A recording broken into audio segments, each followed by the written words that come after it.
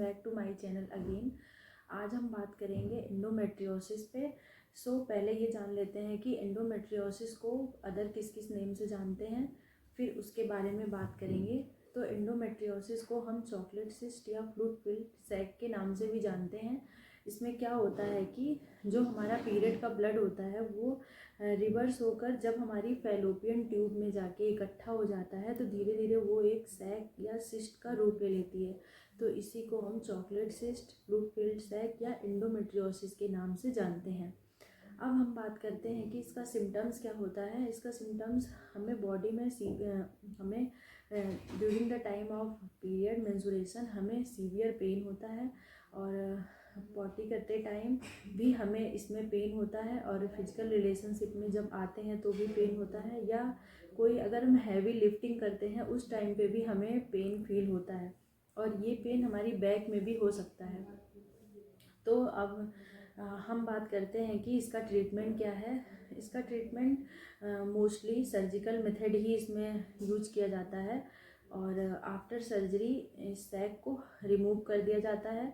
और अब बात करते हैं कि क्या इसमें नेचुरल आफ्टर सर्जरी क्या नेचुरल कंसीव हो सकता है, नेचुरली हम कंसीवमेंट कर सकते हैं कि नहीं। तो हाँ, बिल्कुल कंसीव कर सकते हैं। अगर आपका एमएच का जो लेवल है वो नॉर्मल है तो आप नेचुरली कंसीव कर सकते हैं। अगर सर्जरी की वजह से या सैक की एंडोमेट्रियोसिस की वजह से आपका एमएच बहुत ज़्यादा डाउन हो गया है, या फिर आपके एग की जो काउंटिंग है वो कम हो गई है, तो अगर आपकी गायनी आपको आईवीएफ के लिए बोल रही हैं तो प्लीज़ आप आईवीएफ की तरफ ज़रूर जाएं। इससे आपके लिए अच्छा रहेगा टाइम पे, अगर आपने ये डिसीज़न ले लिया तो। अब हम बात करते हैं कि लोग इस एंडोमेट्रियोसिस की वजह से लोग इतना डरते क्यों हैं, या फिर बात करते हैं कि क्या इसके रिकरेंसी का चांस होता है कि नहीं, फिर से तो ये नहीं होगा। तो हाँ, बिल्कुल फिर से हो सकता है। अगर आपने जैसे इसके बाद तुरंत ही प्रेगनेंसी कंसीव कर ली आफ्टर 1 या 2 मंथ, तो आपको फिर से कंसीव नहीं होगा, बिकॉज 9 मंथ आपको पीरियड नहीं आएगा। तो इससे चांसेस कम हो जाते हैं। अगर आपने 1-2 साल वेट किया तो फिर से सैक बनने के चांस रहते हैं, और फिर से हमें दोबारा से यही सर्जरी करनी पड़ती है। तो आप इसके बाद, इस सर्जरी के बाद आप अपने गायनी के कांटेक्ट में बने रहें और उनकी सलाह से ही काम करें।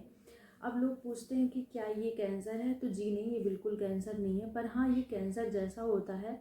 मतलब अगर आपने समय से इसका ट्रीटमेंट नहीं लिया तो इसके बॉडी में फैलने के चांसेस बढ़ जाते हैं।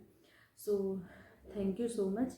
अगले कौन से टॉपिक पे हम वीडियो बनाएं ये आप ज़रूर बताएं, और आज के लिए